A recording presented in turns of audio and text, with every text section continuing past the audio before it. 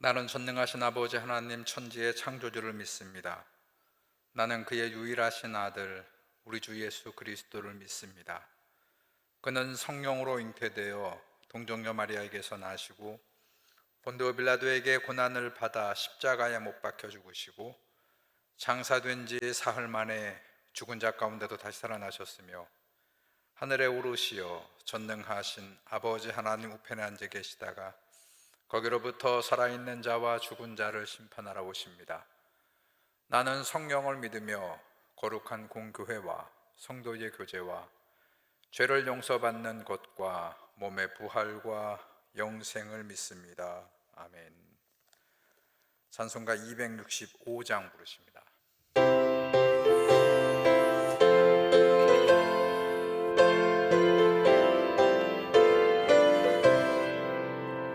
주 십자가를 지심으로 죄인을 구속하셨으니 그 피를 보고 믿는 자는 주님의 진노 면하겠네. 내가 그 피를 유월절 그 양의 피를 볼 때에 내가 널 넘어서 가리라. 흉악한 죄인 괴수라도 예수는 능히 구원하네. 온몸을 피에 담글 때에 주님의 진노 면하겠네. 내가 그 피를 유월절 그 양의 피를 볼 때에 내가 널 넘어서 가리라. 심판할 때에 모든 백성 행한 일대로 보응받네. 주님의 피로 죄 씻으면 주님의 진노 면하겠네. 내가 그 피를 유월절 그 양의 피를 볼 때에 내가 널 넘어서 가리라. 구주의 사랑 크신 은혜 보혈의 능력 의지하세. 심판의 불이 내릴 때에 주님의 진노 면하겠네. 내가 그 피를 유월절 그 양의 피를 볼 때에 내가 널 넘어서 가리라.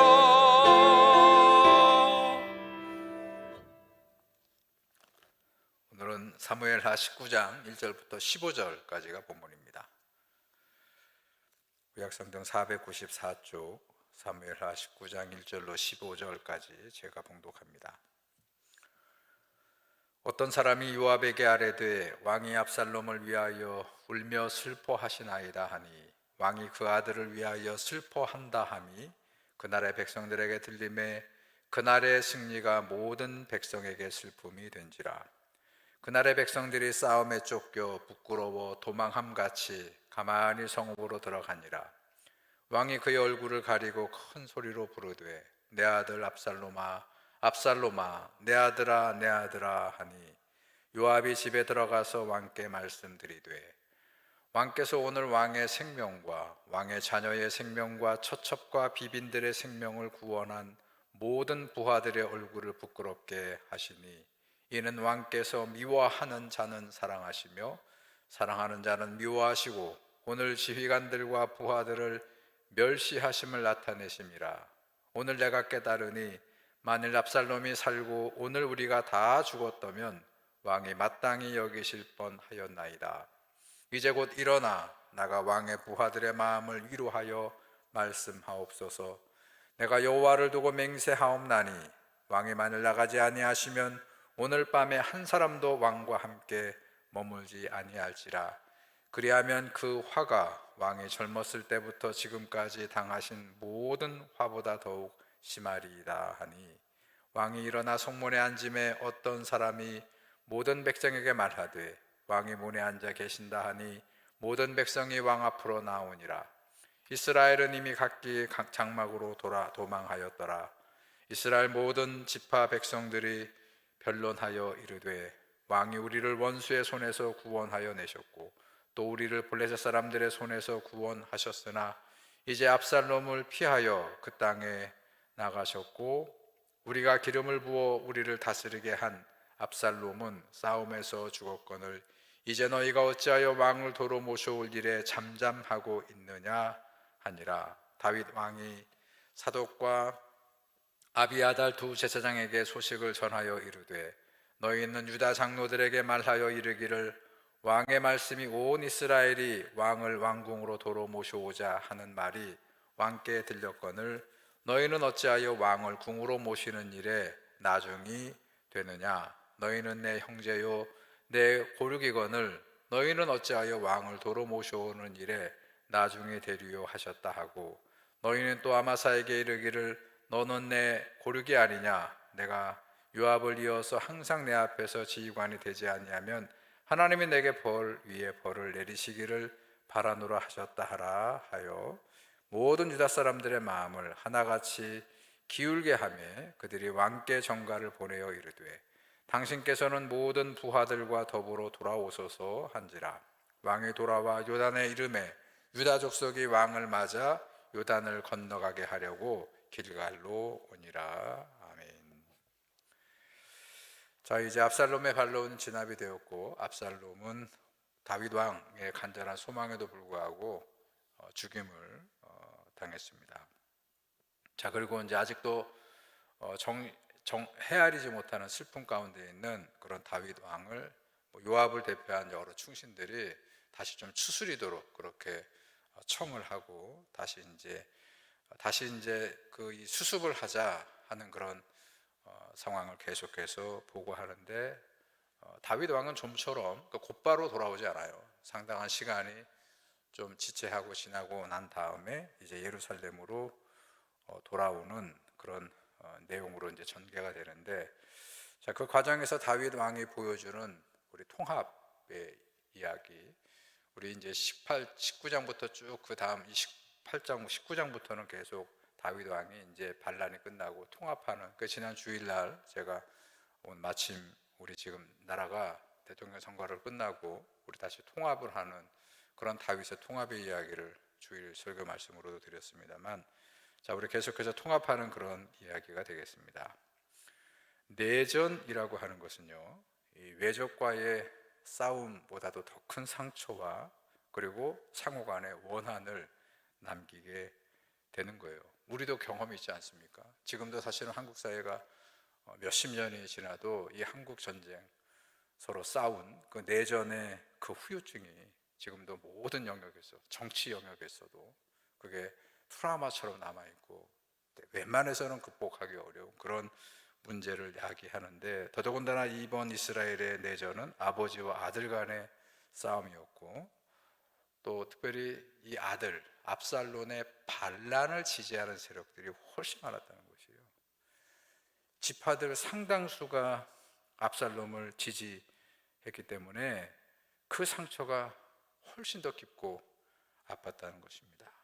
이것은 단순히 압살롬 한 사람의 반란의 문제가 아니고 많은 지도자들이 저쪽에 가담했고 많은 지파들이 그렇게 압살롬을 지지했었던 이 문제를 진압을 했다 한들, 압살롬을 죽였다 한들 이걸 어떻게 해결할 것인가, 어떻게 이 문제를, 이 큰 숙제를 해결해 갈 것인가가 굉장히 중요한 그런 문제고 또 이슈가 되었을 것이에요.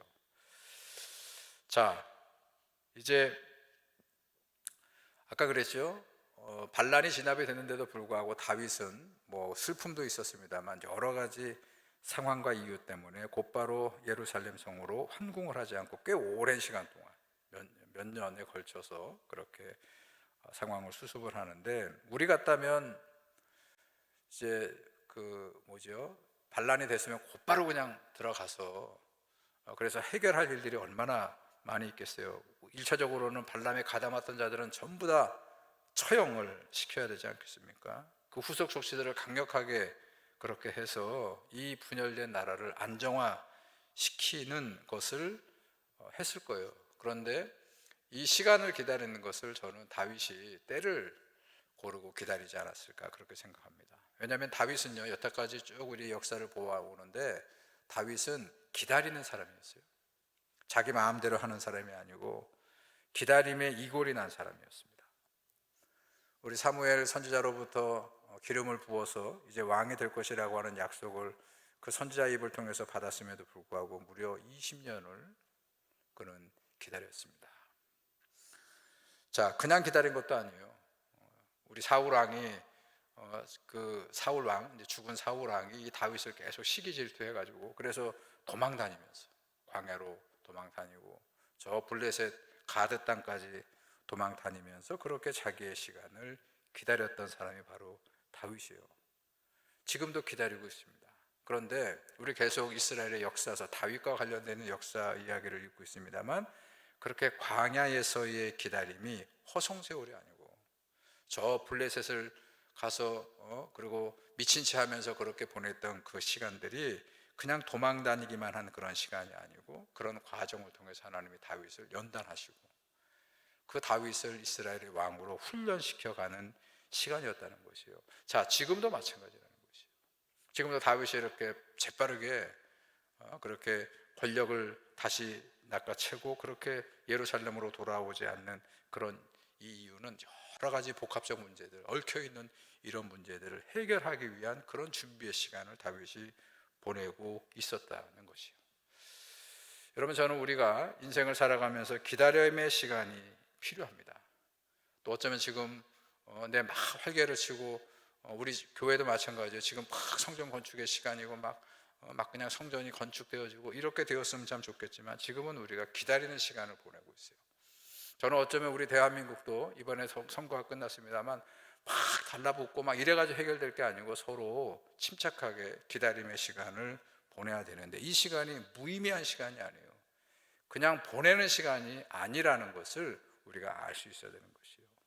다윗을 통해서 봐야 됩니다. 광야의 시간, 피난의 이런 시간들이 다시 한번요, 하나님께서 다윗과 이스라엘을 연단시키시는 그런 시간이었다는 것이에요. 더 나아가서 다윗은 분별했다는 그때를 언제 갈 건가 그때를 분별하면서 자기의 영성을 하나님 앞에 가꾸는 시간. 저는 지금보다 무엇보다도 지금 이 우리나라가 바로 그런 시간이어야 된다는 것이에요. 때를 기다리고 분별하면서 우리 스스로의 마음가짐을 다시 한번 가꾸는 시간이 필요하다. 치열하게 싸웠잖아요. 정말로 총성 없는 치열한 싸움 끝에 어떤 결과가 나왔는데 여러분, 여기에 우리가 온전히 순복하고 싶은 마음도 없는 분들도 많잖아요. 지금 이때 우리 지도자들, 우리 정치인들, 모든 사람들이 이 시간을 잘 영성으로 가꾸는 그런 시간이 될 수 있도록 우리들은 하나님 앞에 이 나라를, 이 백성을, 우리 정치인들을, 새로운 대통령 당선자를 하나님이 만져주시기를 그렇게 여러분 기도해 주시기를 바랍니다.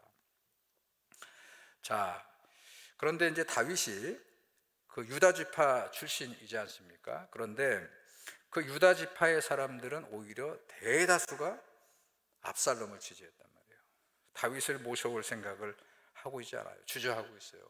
그리고 남은 지파들이 오히려 나서서 이제 다시 왕을 좀 예루살렘으로 모셔와야 되지 않느냐 하면서 이 일이 진행이 되고 있다는 것이에요. 왜냐하면 유다 지파는 상당 대부분이 다 압살롬을 적극적으로 지지했던 그런 지파였기 때문에 그래요.